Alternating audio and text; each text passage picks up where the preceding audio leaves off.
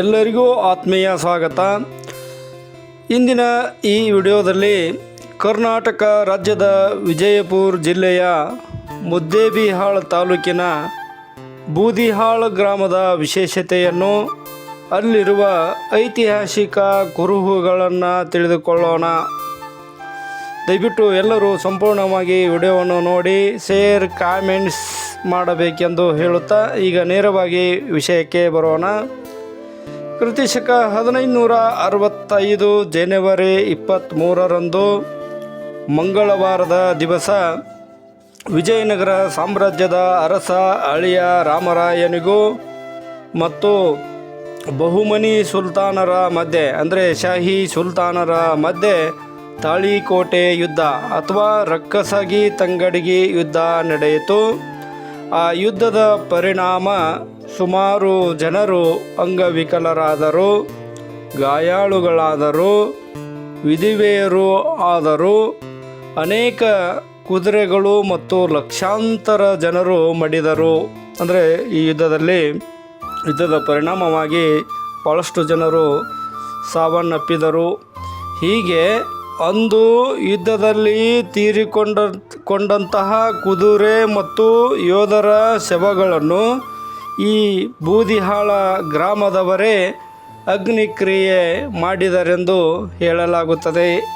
ಅಂದರೆ ಅಂದು ವಿಜಯನಗರ ಸಾಮ್ರಾಜ್ಯದಲ್ಲಿ ತಾಳಿಕೋಟೆ ಯುದ್ಧದಲ್ಲಿ ಮಡಿದಂಥ ಸೈನಿಕರ ಮತ್ತು ಕುದುರೆಗಳನ್ನು ಈ ಬೂದಿಹಾಳ ಗ್ರಾಮದವರು ದಹನ ಮಾಡಿದರೆಂದು ಹೇಳಲಾಗುತ್ತದೆ. ಅಂದು ವಿಜಯನಗರ ಸೈನ್ಯದಲ್ಲಿ 1,40,000 ಪದಾತಿ ಪಡೆ ಅಂದರೆ ಕಾಲ್ದಳ, 10,000 ಅಶ್ವದಳ ಅಂದರೆ ಕುದುರೆ ದಳ, 100 ಗಜಪಡೆ ಅಂದರೆ ಆನೆ ದಳಗಳು ಇತ್ತೆಂದು, ಮತ್ತು ಬಹುಮನಿಯರ ಸೈನ್ಯದಲ್ಲಿ 80,000 ಕಾಲ್ದಳ ಮತ್ತು 30,000 ಕುದುರೆಗಳು, 16 ತೋಪುಗಳು ಕೂಡಿ ಒಟ್ಟು ಈ ತಾಳಿಕೋಟೆ ಯುದ್ಧದಲ್ಲಿ ಸುಮಾರು 5 ಲಕ್ಷಕ್ಕೂ ಹೆಚ್ಚು ಸೈನಿಕರು ಭಾಗವಹಿಸಿದ್ದರೆಂದು ಹೇಳಲಾಗುತ್ತದೆ. ಅಂದ್ರೆ ಈ ಯುದ್ಧದಲ್ಲಿ ಭಾಗವಹಿಸಿರ್ತಕ್ಕಂಥ ಸೈನಿಕರ ಸಂಖ್ಯೆಯ ಬಗ್ಗೆ ಇತಿಹಾಸಕಾರರಲ್ಲಿ ಭಿನ್ನಾಭಿಪ್ರಾಯಗಳಿವೆ. ಒಬ್ಬರು 5 ಲಕ್ಷಕ್ಕೂ ಹೆಚ್ಚು ಸೈನಿಕರು ಭಾಗವಹಿಸಿದ್ದರು ಅಂದರೆ ವಿಕಿಪೀಡಿಯಾ ಪ್ರಕಾರ, ಮತ್ತು ಬೇರೆ ಬೇರೆ ಕೃತಿಗಳಲ್ಲಿ 6 ಲಕ್ಷ ಸೈನಿಕರು ಯುದ್ಧದಲ್ಲಿ ಭಾಗವಹಿಸಿದ್ದರು ಎಂದು ಹೇಳಲಾಗುತ್ತದೆ.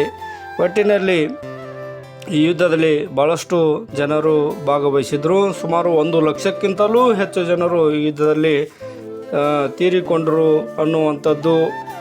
ತೀರಿಕೊಂಡಿರ್ತಕ್ಕಂಥ ಸೈನಿಕರನ್ನು, ಕುದುರೆಯನ್ನು ಈ ಬೂದಿಹಾಳ ಗ್ರಾಮದವರು ಇಲ್ಲಿ ದಹನ ಕ್ರಿಯೆಯನ್ನು ಮಾಡಿದರೆಂದು ಹೇಳಲಾಗುತ್ತದೆ.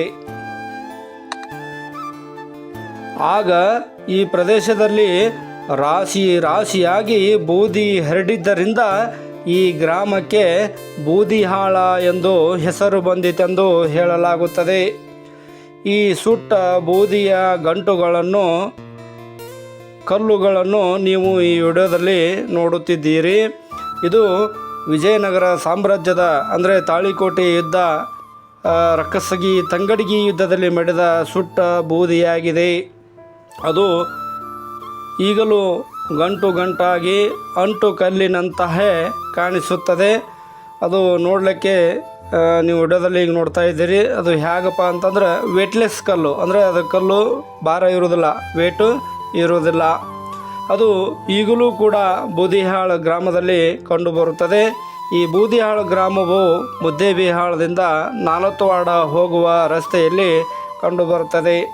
ಅಂದ್ರೆ ಇದು ಮುದ್ದೇಬಿಹಾಳಿಂದ ಅಂದಾಜು ಸುಮಾರು ಒಂದು 15 ಕಿಲೋಮೀಟರ್ ಆಗಬಹುದು. ಈ ಮುರಾಳ ದಾಟಿದ ನಂತರ ಒಳಗಡೆ ಒಂದು ರಸ್ತೆ ಬರ್ತದೆ, 3-4 ಕಿಲೋಮೀಟ್ರ್ ಈ ಬೂದಿಹಾಳ ಗ್ರಾಮ ಕಂಡುಬರುತ್ತದೆ. ಇದಕ್ಕೆ ಬೂದಿ ಮಟ್ಟಿ ಮತ್ತು ಮಡ್ಡಿ ಬೂದಿಹಾಳ ಮತ್ತು ಪರಗನ ನಾಲ್ತವಾಡ ಬೂದಿಹಾಳ ಮತ್ತು ಪಿಎನ್ ಬೂದಿಹಾಳ ಅಂತಲೂ ಕೂಡ ಈ ಊರಿಗೆ ಕರೆಯುತ್ತಾರೆ ಅನ್ನುವಂಥದ್ದು. ಇನ್ನೊಂದು ಬೂದಿಹಾಳ ಅದು ಬೇರೆ ಇರುತ್ತದೆ. ಅದು ಆ ಊರಿಗೆ ಯಲ್ಲಮ್ಮನ ಬೂದಿಹಾಳ ಅಂತ ತಿಳ್ಕೊಂಡು ಕರೀತಾ ಇದ್ದಾರೆ. ಆದರೆ ನಾನು ಹೇಳುತ್ತಿರುವುದು ಈ ನಾಗರ ಬೆಟ್ಟದ ಗುಡ್ಡದ ಹತ್ತಿರ ಬರುವ ಬೂದಿಹಾಳ ಗ್ರಾಮವಾಗಿದೆ.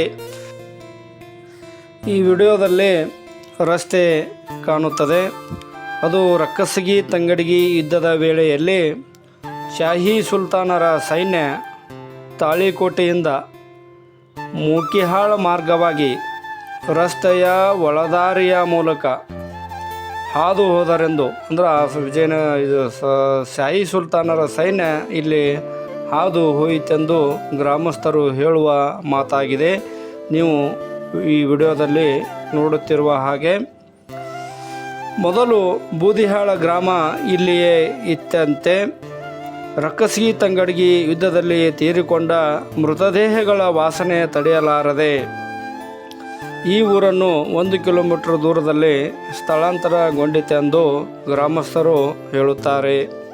ಯಾಕೆಂತಂದರೆ ಈ ಊರಿನ ಪ್ರಾಚೀನ ಅವಶೇಷಗಳು ಕೂಡ ಅವರು ಉಪಯೋಗಿಸಿರ್ತಕ್ಕಂಥ ಒಳಕಲ್ಲು, ಆಮೇಲೆ ಚಟ್ನಿ ಅರಿಯುವ ಕಲ್ಲು, ಆನಂತರ ಹೋಳಿಗೆ ಹೂರ್ಣ ರುಬ್ಬುವ ಕಲ್ಲು ಮುಂತಾದ ಇನ್ನೂ ಅನೇಕ ಅವಶೇಷಗಳನ್ನು ನೀವು ಇಲ್ಲಿ ನೋಡುತ್ತಿದ್ದೀರಿ.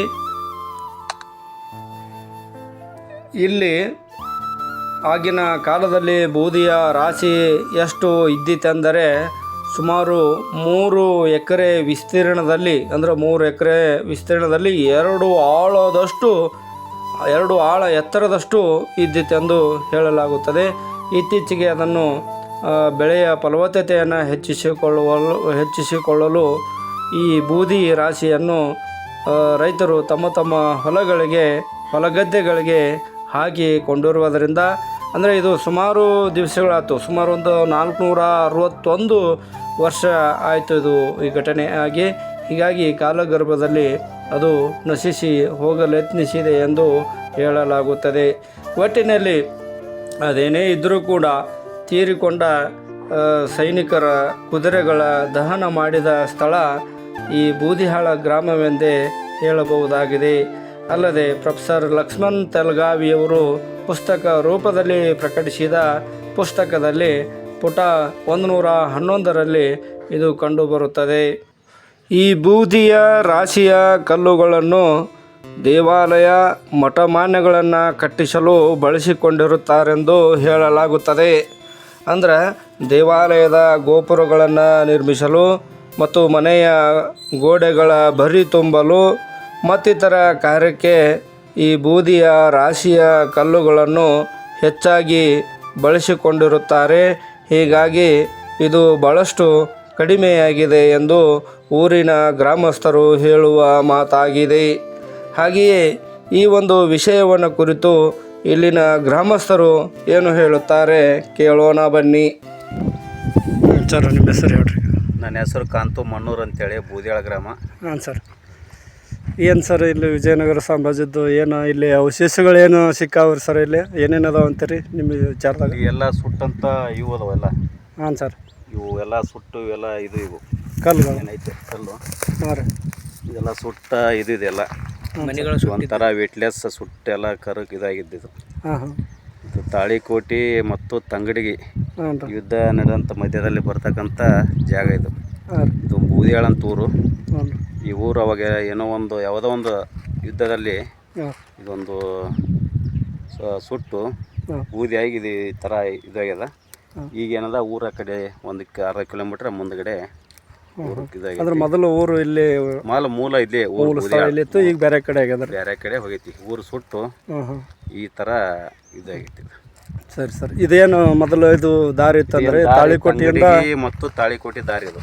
ಹಾಂ ಹಾಂ, ತಾಳಿಕೋಟೆಯಿಂದ ಯುದ್ಧ ಸಮಯದಲ್ಲಿ ಇದೇ ದಾರಿನ ಹ್ಞೂ ಯೂಸ್ ಮಾಡ್ತಿದ್ರು ಅವರು. ಇದೇ ದಾರಿ ಮುಖಾಂತರನ ತಾಳಿಕೋಟೆ ಮತ್ತು ತಂಗಡಿ ಹೋಗ್ತಾ ಇದ್ರು ಕುದುರೆ ಮುಖಾಂತರ. ಹಾಂ ರೀ, ನಮಗೂ ಅಷ್ಟೊಂದು ಹಿರಿಯರು ಹೇಳ್ತಿದ್ರು. ಹಾಂ ಹಾಂ ಹಾಂ. ಬಟ್ ಈ ಕುರುಗಳಂದ್ರೆ ಇವು ಕಲ್ಲುಗಳು ಸುಟ್ಟುದ್ದು ಏನು ಕಲ್ಲುಗಳದಾವ ಅದು ಕಲ್ಲು, ಮತ್ತು ಇದೇ ಮಾರ್ಗವಾಗಿ ಅವ್ರು ಮಾರ್ಗವಾಗಿ ಓಡಾಡ್ತಿದ್ರು ಇಲ್ಲಿ. ಸರ್, ನಿಮ್ಮ ಹೆಸರು ಏನು? ನನ್ನ ಹೆಸರು ಕುಮಾರಸ್ವಾಮಿ ಹಿರೇಮಠ ಅಂತೇಳ್ರಿ. ಹಾಂ ಸರ್, ಬೂದಿಹಾಳ ಗ್ರಾಮದವರು. ಹಾಂ ಸರ್, ನಮ್ಮ ಹಿರಿಯರು ಹೇಳ್ತಿದ್ರು ತಾಳಿಕೋಟೆ ಮತ್ತು ತಂಗಡಿಗೆ ಯುದ್ಧದೊಳಗೆ ಹಾಂ ಇಲ್ಲೇ ಕೆಲವೊಂದು ಇಲ್ಲಿ ಸುಟ್ಟು ಎಷ್ಟೋ ಸಾವಿರಾರು ಕುದುರೆಗಳನ್ನು ಸಹಿತಾಕ ಈ ಸತ್ತಿದ್ದು ತಂದ ಕೇಸ್ ಇಲ್ಲೆಲ್ಲ ಸುಟ್ಟಾರ ಹೂತ್ ಹಾಕ್ಯಾರ ಅಂತೇಳಿ ಹಿಂದಕಿನ ಹಿರಿಯರು ಹೇಳ್ತಿದ್ರು. ಇದೆಲ್ಲ ಪೂರಾ ಇದು ಊರ ಇದು ಮೊದಲ ಬೂದ್ಯಾಳ ಊರ ಇದು. ಇದೆಲ್ಲ ಊರು ಸುಟ್ಟು ಎಲ್ಲ ಕರಕಲಾಗಿ ಹೋಗಿದೆ. ಮುಂದೆ ಅಲ್ಲಿ ಕೆಳಗಡೆ ಅಲ್ಲಿ ಬೂದ್ಯಾಳ ಅಂತ ಹೊಸ ನಿರ್ಮಾಣ ಊರಾಗಿದೆ. ಇಷ್ಟು ಮಾತ್ರ ಹೇಳ್ತಿದ್ರು ನಮ್ಮ ಹಿರಿಯರು. ಇಷ್ಟು ಮಾತ್ರ ಸತ್ಯ ರೀ. ಇದು ದಾರಿ ನೀವು ತಾಳಿಕೋಟಿ ಮತ್ತು ತಂಗಡಿಗೆ ರೋಡ್ ಇದು. ತಾಳಿಕೋಟಿ ತಂಗಡಿಗೆ ರೋಡು. ಈಗೆಲ್ಲ ಮತ್ತೆ ಆ ಕಡೆ ಹೊಲಗೆಲ್ಲ ಮಾಡ್ಕೊಂಡು ರೋಡ್ಗಳು ಅಳಿಕ್ಯಾವ. ಬೇರೆ ಕಡೆ ಡಾಂಬರೀಕರಣ ಮಾಡಿ ರೋಡ್ಗಳನ್ನು ಮಾಡ್ಯಾರ. ವಿಜಯನಗರ ಯುದ್ಧದ ಸಮಯದೊಳಗ ಇಲ್ಲೇ ಆದ ಅವ್ರ ಸೈನಿಕರು ಹೋಗಿದ್ರು. ತಾಳಿಕೋಟಿ ತಂಗಡಿಗೆ ಹೋಗ್ಬೇಕಾರ ಇದೇ ರೋಡಿನಲ್ಲಿ ಹೋಗಿದ್ರು ಅವಾಗ. ಇದೇ ರೋಡಿನಲ್ಲಿ ಇತಿಹಾಸದೊಳಗೆ ವಿಜಯನಗರ ಅರಸರ ಕಾಲದ ಯುದ್ಧದೊಳಗೆ ಸತ್ತಂಥ ದೇಹಗಳನ್ನು ಮತ್ತು ಕುದುರೆ ಆನೆಗಳ ದೇಹಗಳನ್ನು ಇಲ್ಲಿ ತಂದು ದಹನ ಮಾಡಿದ್ದ ಸ್ಥಳ. ಈ ಬಗ್ಗೆ ಈ ಇತಿಹಾಸದಲ್ಲಿ ದಾಖಲಾಗಿದ್ದ ಬುಕ್ ಅಂದ್ರೆ ಇವರು ಹಂಪಿ ಯೂನಿವರ್ಸಿಟಿ ಅವರು ಪ್ರಕಟಿಸಿದ ಒಂದು ಪುಸ್ತಕದಲ್ಲಿ ಬರ್ತದೆ. ಲಕ್ಷ್ಮಣ್ ತೇಲಗಾವಿ ಅವರು ಪ್ರಕಟಿಸಿದ ಪುಸ್ತಕದಲ್ಲಿ ಅದರ ಪ್ರಕಾರ ಇದೇ ಬೂದ್ಯಾಳ ಎಂಬುದು ಕನ್ಫರ್ಮ್ ಆಗೋದಕ್ಕೆ ಇಲ್ಲೆಲ್ಲ ಬೂದಿ ಮತ್ತು ಕಲ್ಲು ವೇಟ್ಲೆಸ್ ಕಲ್ಲುಗಳು ಎಲ್ಲ ಸಿಗ್ತಾವೆ ಇಲ್ಲಿ. ಮತ್ತು ಇಲ್ಲಿ ಊರ ಜನರಲ್ಲಿ ಬೂದಿ ಮಟ್ಟಿ ಅಂತೇಳಿ ಊರಿನ ಹೆಸರು ಇರೋದ್ರ ಬಗ್ಗೆ ಈ ಊರಿನ ಜನರು ಈಗಾದರೂ ಹೇಳ್ತಾರೆ. ಅವರು ಇದು ಎತ್ತರ ಸ್ಥಳದಲ್ಲಿ ಇದ್ದದ್ದು ಅದ. ಬಹುಶಃ ಇಲ್ಲಿ ಉತ್ಖನನ ಮಾಡಿದ್ರೆ ಇನ್ನೂ ಏನಾದರೂ ಸಿಗ್ಬೋದು, ಏನೋ ಎಲುಬು ಸಿಗಬಹುದು ಸ್ಥಳಗಡೆ. ಬಹುಶಃ ನೋಡ್ಬೇಕದ ಎಲ್ಲ ನೋಡಿದ್ರೆ. Sir thank you. ಓಕೆ. ಇಲ್ಲಂದ್ರೆ ಇದ್ದಾಗ ಎಷ್ಟು ಮಂದಿ ಮಾಡಿದಾರ ಅವರೆಲ್ಲ ಬಂದು ಇಲ್ಲಿ ಸುಟ್ಟು ಹಾಕಿಬಿಟ್ಟಾರಂತ್ರಿ. ಈ ಕಡೆಯಿಂದ ತಾಳಿಕೋಟೆ ಯುದ್ಧ ಅಂತ ಬಂತಲ್ರಿ, ಆ ಕಡೆ ಬಿದಾರ್ನ ಬರಿಸಾಯಿಗಳು, ಕಲಬುರಗಿ ಆದಿಲ್ಸಾಯಿಗಳು, ಬಿಜಾಪುರ ಆದಿಲ್ಸಾಯಿ ಆ ಕಡೆ ಬಂದರು. ಈ ಕಡೆಯಿಂದ ಯುದ್ಧ ಭೂಮಿ. ಇಲ್ಲಿಂದ ಬಂದು ಇಲ್ಲೆಲ್ಲ ಹೋದಾಗ ಆಮೇಲೆ ರಂಗಸ್ಥಳಗಳಿಗೆ ಯುದ್ಧ ಇಲ್ಲಿ ಕೋಳೂರೊಳಗೆ ಯುದ್ಧದಾಗ ಮಾಡಿದ್ರಲ್ಲ ಅವ್ರನ್ನೆಲ್ಲ ಸತ್ತವ್ರನ್ನ ಇಲ್ಲಿ ತಂದು ಸುಟ್ಟು ಇದು ಮಾಡ್ಯಾರ ಅಂತ ಪ್ರತೀತಿ ಐತಿ. ಅದಕ್ಕೆ ಬೂದಿಮಟ್ಟಿ ಅಂತ ಕರೀತಾರೆ ಇಲ್ಲಿ. ಇದೇನು ನಿಮ್ಮ ಮನ್ಯಾಗ ಹಿರಿಯರು ಎಲ್ಲ ಹೇಳ್ತಾರೆ, ಊರಾಗ ಹಿರಿಯರು ಹೇಳ್ತಾರೆ, ಹಂಗೆ ನೀವು ಓದಿರೋ ಏನು? ಹಿರಿಯರ ಪ್ರತಿದಿನ ಐತ್ರಿ ಬೂದಿಮಟ್ಟಿ ಅಂತ ಹೇಳಿದ್ರು. ಅರ್ಶನ ದಾರಿ ಅಂತ ಐತ್ರಿ ಅಲ್ಲಿ. ಇಲ್ಲಿಂದ ಈ ಕಡೆಯಿಂದ ಸೈನಿಕರು ಬಿದರಿಂದ ಕಲಬುರ್ಗಿಯಿಂದ ಕುತುಬ್ ಶಾಹಿಗಳು ಆದಿಲ್ಸಾಹಿಗಳು ದಾರಿ ಮೂಲಕ ಯುದ್ಧಕ್ಕೆ ಹೋಗ್ಯಾರ ವಿಜಯನಗರ ಸಾಮ್ರಾಜ್ಯ ಒಳಗೆ. ವಿಜಯನಗರ ಸಾಮ್ರಾಜ್ಯಕ್ಕೆ ಜೊತೆ ಯುದ್ಧಕ್ಕೆ ಹೋಗ್ರಿ ಇವರು. ಹೋದ್ಮೇಲೆ ಅಲ್ಲಿ ಕೊಳೂರಲ್ಲಿ ಯುದ್ಧ ಆಗೈತ್ರಿ. ಬರೋಬರಿ. ನಿಮ್ಮ ಹೆಸರು? ಹೆಸರು ಆನಂದ್ ಅಂತ. ಆನಂದ್ ಸುಡ್ಲಿಕ್ಕಂದ್ರ ಏನಂತ ಗೊತ್ತನ್ರಿ, 10 ಕಿಲೋಮೀಟರ್ ಮ್ಯಾಗ ಅಲ್ಲಿ ಸ್ಮೆಲ್ ಬಂದು ಸ್ಮೆಲ್ ಬರ್ತೈತಲ್ರಿ ಸತ್ತ ಮೇಲೆ. ಹೌದ್ರಿ. ಅದಕ್ಕೆ ಏನ್ ಮಾಡೋದು, ಒಂದ್ ಜನ ಬೇರೆದವ್ರು ಇರ್ತಾರ ಪ್ರಯಾಣ, ಎಷ್ಟು ಬಾಡಿ ಸತ್ತಿರ್ತಾವ, ಕುದುರೆ ಆನೆ ಒಂಟಿ ಕೋಳಿ ಕುದುರೆ ಸತ್ತವು, ಅದೊಂದು ಬಾಳಿ ತಂದು ಹಾಕಿ ಸುಟ್ಟು ಮ್ಯಾಗ ಅಷ್ಟು ವಾತಾವರಣ ಹದಿಗೆಡ್ಲಾರಂಗ ಅಲ್ಲಿ ಯಾರು ಬಾಳೆ ಮಾಡಂಗ ಆಗ್ಬಿಡುತ್ತೆ ಅಂತ ಜೀವನ ಮಾಡಂಗ ಆ ಸಲುವಾಗಿ ಬಂದು ತಂದು ಹಾಕಿ ಸುಟ್ಟಕ್ಕೆ ಇದು ಮಾಡ್ತಾರೆ, ಕೆಲಸ ಮಾಡ್ತಾರೆ. ಆ ಥರ ಏನು ವಾಸನೆ ಗೀಸನೆ ಬರ್ಲಾರ್ದಂಗೆ ಮಾಡ ಸುಟ್ಟುಬಿಟ್ಟಿಗೆ ಏನೂ ಆಗಲ್ರಿ. ಹಂಗೆ ಬಿಟ್ಬಿಟ್ರೆ 10 ಕಿಲೋಮೀಟರ್ ಮ್ಯಾಗ ಹಾರ್ತದ್ರಿ. ಸ್ವಲ್ಪ ಮೋಡ ಬರ್ತಾವ, ಮಳೆ ಆಗ್ತೈತಿ, ವಿಮಾನ ಹಾರ್ತೈತ್ರಿ ಮ್ಯಾಗ. ವಿಮಾನಕ್ಕಿಂತ ಮ್ಯಾಗ ಹಾರ್ತನ್ರಿ ಹದ್ದ ಮಳೆ. ಉಸಿಗಿತ್ತನ್ರಿ. ತಾಳಿಕೋಟೆ ಯುದ್ಧದ ಬಗ್ಗೆ ಕ್ಷೇತ್ರ ಕಾರ್ಯ ಮಾಡಿ ಸಂಶೋಧನೆ ಮಾಡುವಾಗ ತೀತಾ ಶರ್ಮಾ ಮತ್ತು ರಾಜಪುರೋಹಿತರು ಈ ಕೋಳೂರಿನ ಉಪ್ಪಿನ ಮಾಳೆಯನ್ನು ಗುರುತಿಸಿದ್ದಾರೆ. ಅದಕ್ಕಾಗಿ ನಾವು ಈ ಬೂದಿಹಾಳದ ನಂತರ ಪ್ರಾಣೇಶ್ ನಾಡಗೌಡ್ರು ಸರು ನಿವೃತ್ತ ಅಂಚೆ ನೌಕರರು, ಇತಿಹಾಸ ಆಸಕ್ತರು, ಸಂಶೋಧನಾ ಅಭಿರುಚಿಯುಳ್ಳವರು ಆಗಿರುತ್ತಾರೆ. ಅವರು ನಾವು ಕೂಡಿಕೊಂಡು ಈ ಕೋಳೂರಿನ ಉಪ್ಪಿನ ಮಾಳೆಯನ್ನು ನೋಡಲು ಬಂದಿದ್ದೇವೆ. ನೀವು ಈ ವಿಡಿಯೋದಲ್ಲಿ ನೋಡುತ್ತಿರುವುದು ಕೋಳೂರು ಮತ್ತು ನೆರಬಂಚಿಯ ನಡುವೆ ಇರುವ ಹಳ್ಳ ಆಗಿದೆ ಮತ್ತು ಸರೂರು ಹಳ್ಳವು ಕೂಡ ಇಲ್ಲಿಯೇ ಇದೆ. ಇಲ್ಲಿ ಕ್ರಿಸ್ತಶಕ 1565ರ ತಾಳಿಕೋಟೆ ಯುದ್ಧದಲ್ಲಿ ತೀರಿಕೊಂಡಿರ್ತಕ್ಕಂಥ ಸೈನಿಕರ ಶವಗಳನ್ನು ಹೂಳಿ ಉಪ್ಪು ಹಾಕಿ ಮಣ್ಣು ಮಾಡಿದ್ದರೆಂದು ಹೇಳಲಾಗುತ್ತದೆ. ಈ ಹಳ್ಳದ ದಂಡೆಯಲ್ಲಿ ಉಸುಕು ತುಂಬುವಾಗ ಈ ಹಿಂದೆ ಅನೇಕ ಮಾನವರ ತಲೆಬುರುಡೆಗಳು, ಅಸ್ಥಿ ಪಂಜರಗಳು, ಮಾನವರ ಕೈ ಕಾಲು ಎಲುಬುಗಳು ಮತ್ತಿತರ ಅವಶೇಷಗಳು ಇಲ್ಲಿ ದೊರೆತಿವೆ ಎಂದು ಈ ಕೋಳೂರಿನ ಗ್ರಾಮಸ್ಥರು ಹೇಳುವ ಮಾತಾಗಿದೆ. ಮತ್ತು ಇಲ್ಲಿ ಏನೋ ಸಿಗಬಹುದೆಂದು ಎಂಬ ಆಸೆಯಿಂದ ಇಲ್ಲಿಯ ಮಣ್ಣನ್ನು ಅಗೆದ ಹಾಗೆ ಕಾಣುತ್ತದೆ. ಆ ಕಾಲದಲ್ಲಿ ಸೈನಿಕರ ಶವಗಳನ್ನು ಉಪ್ಪು ಹಾಕಿ ಇಲ್ಲಿ ಮಣ್ಣು ಮಾಡಿದ್ದರಿಂದ ಮತ್ತು ಇಲ್ಲಿನ ಮಣ್ಣಿನ ಗುಣ ಉಪ್ಪಾಗಿರುವುದರಿಂದ ಈ ಪ್ರದೇಶಕ್ಕೆ ಉಪ್ಪಿನ ಮಾಳಿ ಎಂದು ಕರೆಯುತ್ತಾರೆ. ಕೋಳೂರಿನ ಎಲ್ಲ ಜನರು ಕೂಡ ಈ ಪ್ರದೇಶಕ್ಕೆ ಉಪ್ಪಿನ ಮಾಳಿ ಅಂತ ತಿಳ್ಕೊಂಡು ಈಗಲೂ ಕೂಡ ಕರೆಯುತ್ತಾರೆ. ಸಾಮಾನ್ಯವಾಗಿ ಈ ಮಣ್ಣು ಉಪ್ಪಾಗಿದ್ದರೆ ಹೊಲಗಳು ಬೆಳೆಯುವುದಿಲ್ಲ ಎಂದು ಹೇಳುತ್ತಾರೆ. ಅದಕ್ಕಾಗಿ ಇಲ್ಲಿನ ಮಣ್ಣು ಉಪ್ಪಾಗಿರುವುದರಿಂದ ಹೆಚ್ಚಾಗಿ ಯಾವುದೇ ಗಿಡ ಮರಗಳು ಕಾಣದೆ ಬರಡು ಭೂಮಿಯ ಹಾಗೆ ಈ ಪ್ರದೇಶ ಕಾಣುತ್ತದೆ. ಈ ಬೂದಿಹಾಳದ ಬೂದಿಯ ರಾಶಿ, ಕೋಳೂರಿನ ಉಪ್ಪಿನ ಮಾಳೆ ಮತ್ತು ತಂಗಡಿಗೆಯ ಹೊಳೆಯ ದಂಡೆಯಲ್ಲಿ ಬರುವ ಹೊಲದಲ್ಲಿ ಒಟ್ಟು ಈ 3 ಕಡೆಗಳಲ್ಲಿ ಈ 3 ಸ್ಥಳಗಳಲ್ಲಿ ತಾಳಿಕೋಟೆ ಯುದ್ಧದಲ್ಲಿ ಮಡಿದ ಯೋಧರ ಕುದುರೆಗಳ ಅಸ್ಥಿಗಳನ್ನು ಸುಟ್ಟು ಬೂದಿ ಮಾಡಿದ ರಾಶಿ ಇದೆ ಎಂದು ಹೇಳಲಾಗುತ್ತದೆ. ಈ ಉಪ್ಪಿನ ಮಾಳೆಯನ್ನು ಕುರಿತು ಕೋಳೂರಿನವರೇ ಆದ ಪ್ರಾಣೇಶ್ ನಾಡಗೌಡರು ಏನು ಹೇಳುತ್ತಾರೆ ನೋಡೋಣ ಬನ್ನಿ. ಪರಿಚಯ ಹೇಳ್ರಿ. ನಾನು ಪ್ರಾಣೇಶ್ ಗುರುರಾವ್ ನಾಡಗೌಡ ಅಂತೇಳಿ. ಹಾಂ ಸರ್. ರಿಟೈರ್ಡ್ ಅಂಚೆ ಇಲಾಖೆ ನೌಕರ. ಹಾಂ ಸರ್. ಇದು ನಮ್ಮ ಕೋಳೂರಿನ ನೆರವೆಂಚಿ ಮತ್ತು ಕೋಳೂರಿನ ಹಾದಿಯಲ್ಲಿರುವ ಹಳ್ಳದ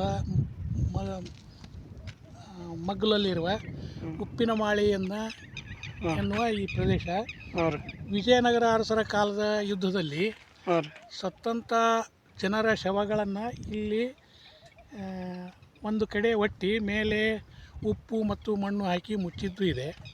ಅದರಂತೆ ಆ ಭಾಗದಲ್ಲಿ ಒಂದು ಯಾವುದೋ ಕಟ್ಟಿದೆ, ಅದರೊಳಗೆ ಏನದ ಎಂಬುದನ್ನು ಸ್ವಲ್ಪ ಉತ್ಖನನ ಮಾಡಿದರೆ ಗುರುತಾಗ್ಬೋದು. ಅದರಂತೆ ಆ ಗುಡ್ಡದ ಬಹುಶಃ ಆ ಗುಡ್ಡದಾಗೂ ಏನಾದರೂ ಸಿಗಬಹುದು. ಇದು ವಿಜಯನಗರ ಅರಸರ ಕಾಲಕ್ಕೆ ಸಂಬಂಧಪಟ್ಟಂಥ ತಯಾರಾದಂಥ ಪ್ರದೇಶ. ಅದಕ್ಕಿಂತ ಮುಂಚೆ ಇಲ್ಲಿ ಬಿತ್ತು ಜಮೀನು ಅದು ಇತ್ತು ಎಲ್ಲ. ಆ ಉಪ್ಪಿನ ಇದರಿಂದ ಇಲ್ಲಿ ಯಾವುದು ಈ ಪ್ರದೇಶದೊಳಗೆ ಬೆಳೆಯೋದಿಲ್ಲ. ಸುಮಾರು ಇದಕ್ಕೇನು ಈಗ ಹೋಗ ಉಪ್ಪಿನ ಮಾಳಿನ ಅಂತ ಕರೀತಾರೆ. ಉಪ್ಪಿನ ಮಾಳಿ ಅಂತಾರೆ. ಉಪ್ಪಿನ ಮಾಳಿ ಇದು ದಿವಂಗತ ಸಿದ್ದನಗೌಡ ಪಾಟೀಲ್ ಅವರ ಜಮೀನಿದು. ಅವರಿಗೆ ಕೇಳಿದರೆ ಇನ್ನೂ ಇತಿಹಾಸ ಗುರ್ತಾಗ್ಬೋದು. ಬಹುಶಃ ಕೋಳೂರಿನ ಮಾಂಡ್ಲಿಕ ಅರಸ ರಾಯನಗೌಡರ ಸಂಬಂಧಿಕರು ಸಿದ್ದನಗೌಡ ಅವರು ಇರ್ಬೋದು. ಸಿದ್ದನಗೌಡ ಪಾಟೀಲ್ ಅವರು ಇರ್ಬೋದು. ಅವ್ರ ಮನೆಯಲ್ಲೂ ಅದಕ್ಕೆ ಸಂಬಂಧಪಟ್ಟಂಥ ಕತ್ತಿ ಇದೆ ಒಂದು. ಅವರಿಗೆ ಸಂಬಂಧಪಟ್ಟ ಜಮೀನಿದು. ಇದು ಅವ್ರದ್ದೇ ಏರಿಯಾ ರೀ ಕಂಪ್ಲೀಟ್ ಎಲ್ಲ. ಸರಿ. ಓಕೆ, ಥ್ಯಾಂಕ್ ಯು ರೀ.